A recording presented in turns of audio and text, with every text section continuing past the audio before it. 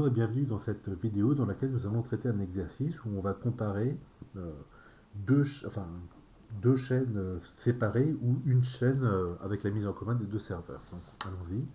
Une entreprise dispose de deux serveurs informatiques identiques. Euh, ouais, les serveurs sont identiques. Les requêtes arrivent sont de deux types, soit internes à l'entreprise, soit externes.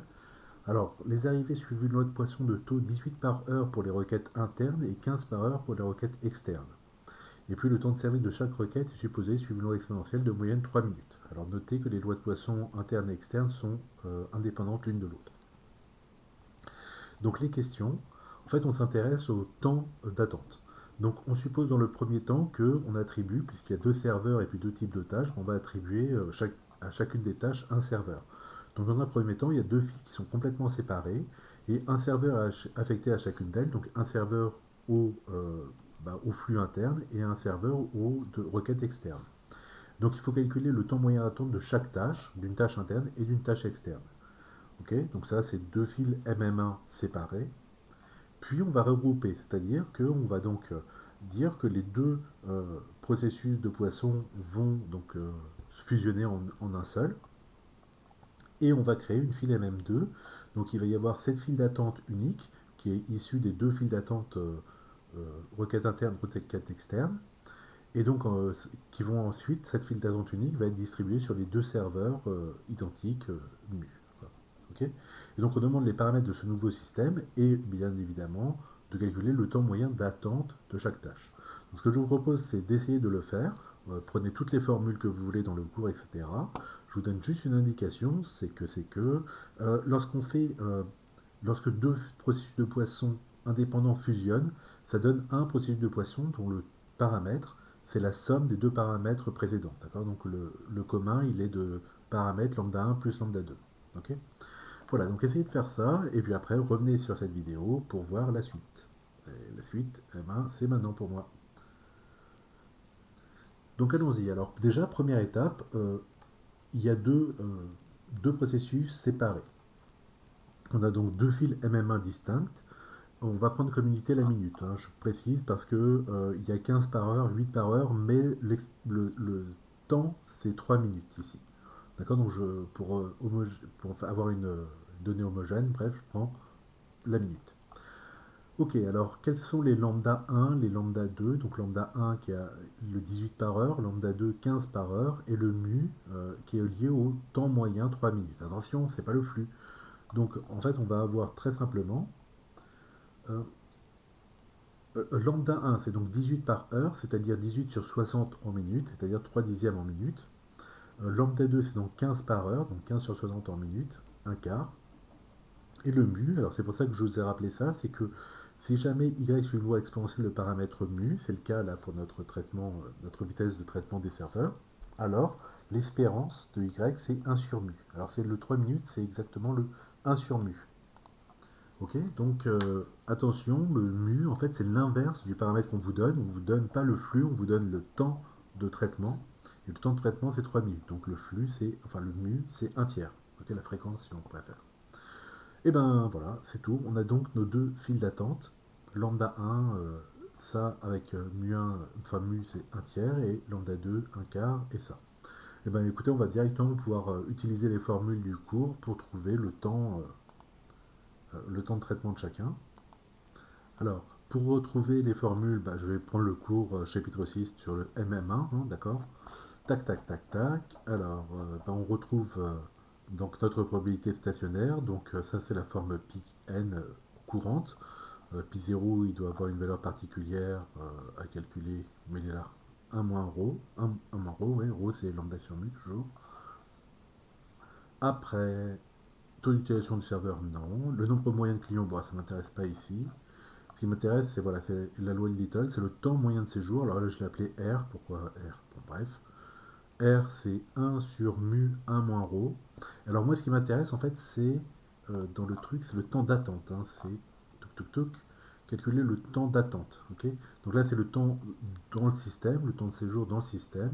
Et donc le temps d'attente, alors bah tiens, on l'a là. Euh, donc ça, c'est le temps passé dans le système.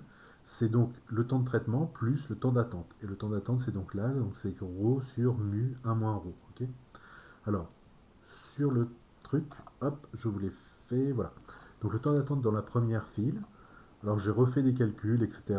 pour retrouver, mais bon, il n'y a pas vraiment besoin. Alors je vous réexplique la formule néanmoins, mais ici vous voyez que c'est ρ sur mu fois 1 moins ρ. Bon, vous voyez pas la parenthèse qui se ferme, mais c'est bien ça. ρ1, pourquoi? Parce qu'il y a deux fils et je voulais les séparer, ρ1, ρ2. Alors, le temps d'attente, c'est quoi? C'est seulement, on attend si jamais il y a au moins un client, si jamais il y en a zéro, on n'attend pas puisque le serveur est libre.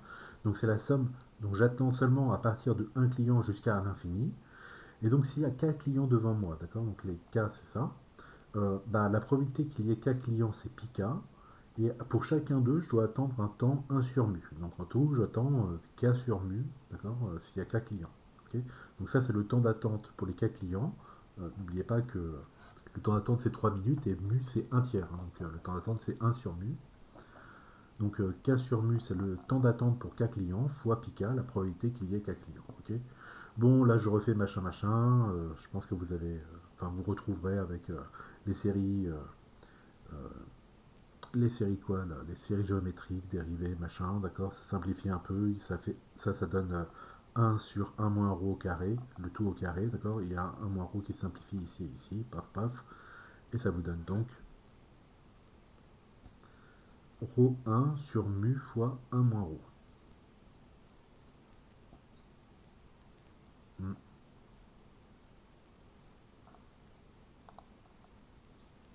Sauf que c'est pas fois, c'est divisé. C'est divisé par 1 moins ρ. Ouais, ok, je vais le modifier.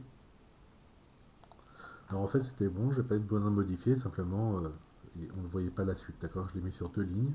Donc là c'était la première, ok, là on voyait le 1 sur mu ρ1, 1 moins ρ1, d'accord, et puis cette somme là qui vaut 1 sur 1 moins ρ carré, d'accord, et quand je simplifie, ça fait bien ρ1 sur mu fois 1 moins ρ, enfin la division par 1 moins ρ. Ok, donc ρ ici, ça vaut quoi ρ1? Ça vaut lambda 1 sur mu. Le lambda 1, c'était 3 dixièmes. Le mu, c'est un tiers. Et donc, ça me fait 9 dixièmes. Et donc, ce W1, ça me donne ce truc-là qui fait 27 minutes. Ok. Voilà. Et pour W2, donc le temps d'attente dans la seconde file, bah, c'est exactement la même chose, sauf que au lieu de ρ1, j'ai ρ2. D'accord. Ρ2, c'est lambda 2 sur mu. En lambda 2, c'était un quart. Donc, un quart sur un tiers, ça me fait 3 quarts.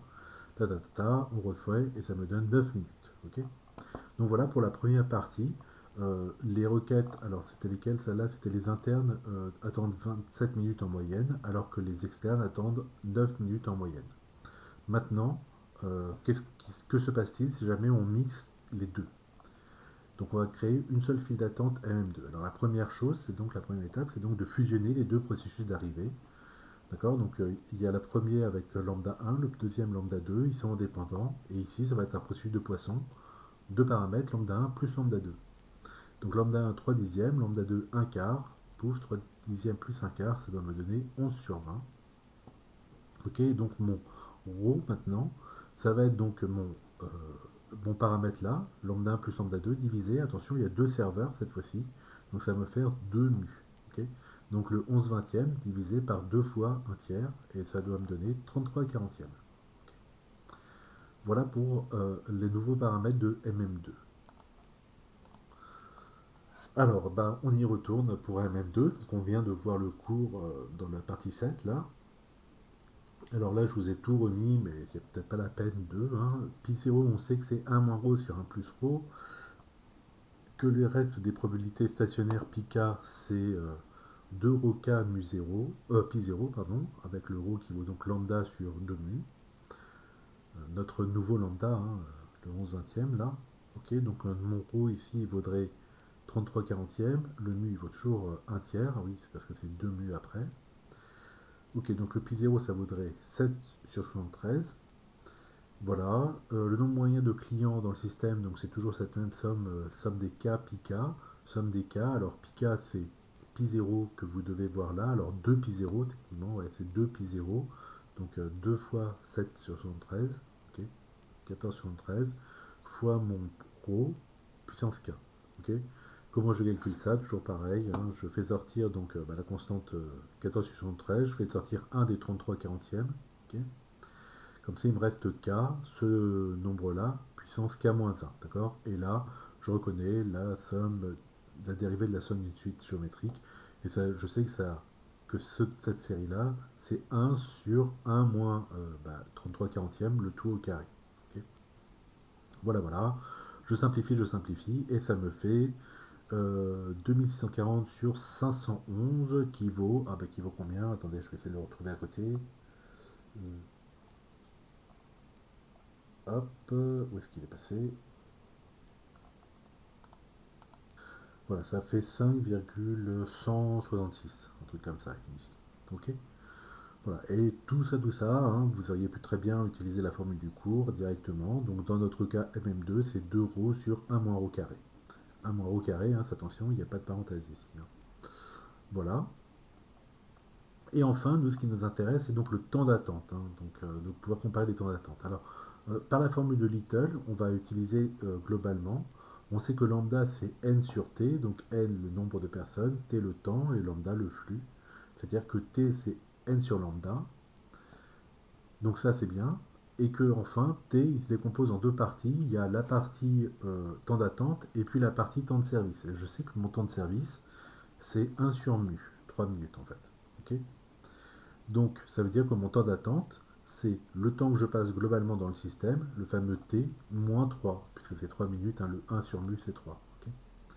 Voilà, donc le temps que je passe dans le système, c'est donc n, c'est-à-dire mon fameux 2640 sur 511 que je viens de calculer ici, paf, divisé par lambda, et lambda, c'était 11 vingtième. Ok. Moins 3, donc quand vous faites les calculs, ça n'a pas beaucoup d'intérêt, voilà, et ça me donne 6,3 minutes. Voilà, donc au final, le temps d'attente dans la file commune est toujours inférieur au temps d'attente des deux autres files.